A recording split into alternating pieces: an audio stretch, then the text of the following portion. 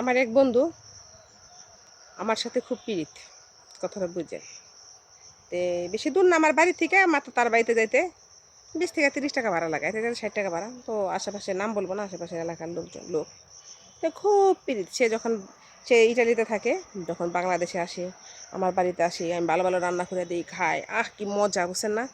ইস কি খাতির, যে কি খাতির জানেন না একেবারে। আমি ছাড়া তার কেউ নাই, আমি হলাম প্রাণের বন্ধু, প্রিয়তমা। আমার মতো কাউকে ভালোবাসে না।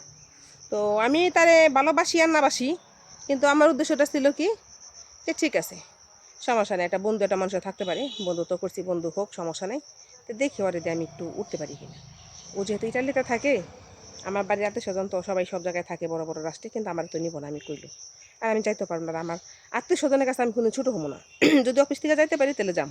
কারণ আমার আশা ছিল কি, যে আমি বাংলাদেশে থাকুম না, আমি যদি পারি এই ছোটো একটা জায়গা টাকা বিক্রি করে, স্বর্ণ তো আগে বিক্রি করে ফেলেছে, যে ইউরোপে যদি যাইতে পারি জামগা, বাংলাদেশে থাকুন না। তো সে বন্ধুটা আমারে কইলো, তোর ইউরোপে যাওয়ার আশা? আমি হ যাম। তো আমারে কয়, ঠিক আছে, তাহলে তোর বেশি না 5 লাখ টাকা লাগবে। ওই সময় অফিস থেকে গেলে মাত্র 8-9 লাখ টাকা লাগে ইটালিতে মেয়েদের, ছেলেদেরও। তো আজ তো 3-4 বছর আগে।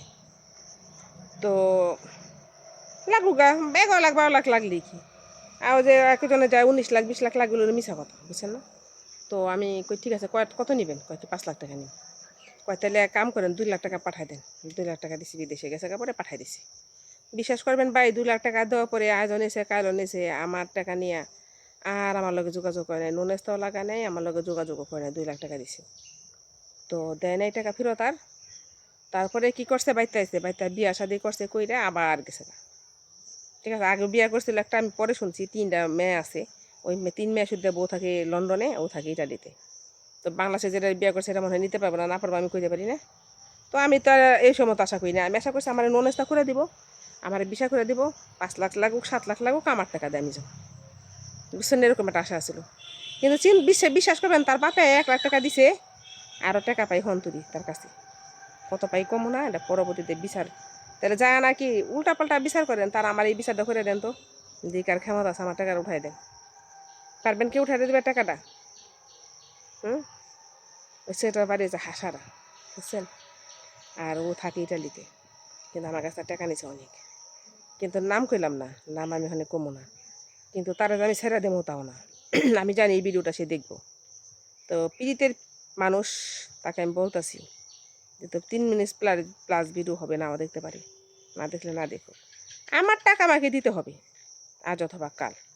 সোনার চান পিত লাগুক, তুমি বাংলাদেশে আসো, আমার টাকা আমাকে দিতে হবে, কারণ তুমি আমার টাকা নিছো, তুমি ননেস্তা লাগাও নাই। আর ননেস্তা যদি লাগাইতা তখন আমার প্রমাণ দিতা, তুমি দাও নাই। সাক্ষী কিন্তু আছে হইদুল ভাই, ঠিক আছে, মরে নাই কিন্তু। টাকা কিন্তু আমার দিতে হইব, বুঝছো? টাকা আমার খাইতে পারবা না তুমি, এটা কিন্তু আমি আগে করে দিলাম। তোমার আমি কিছুই করবো না, কিন্তু আমার টাকা তোমার দিতে হইব। তোমার আমি মামলা দিতে চাইছি, যে কোনো মুহূর্তে তোমার আমি মামলা দিতে পারবো। থানা পর্যন্ত ঘুরাইছি কিন্তু দেই নাই, কোর্টেও ঘুরাইছি, কিন্তু কী কী করণ লাগবে দিয়ে খাইছি। তুমি বাংলা চাইলে 3 দিন দেখো, আমার টাকা না দিলে আমি তোমার নামে মামলা দিয়ে দেবো। এটা হচ্ছে বাস্তবতা, বুঝছেন? এটা গল্প কিন্তু, বুঝেন না আমার গল্প কইলাম, অন্য একজনের গল্প কইলাম, বুঝছেন? একজনের সাথে এরকম করছে, ওইটা কইলাম, বুঝছেন? পাশের বাড়ির ভাবির গল্প, অপুর গল্প, আমার গল্প না কিন্তু। আসসালামু আলাইকুম।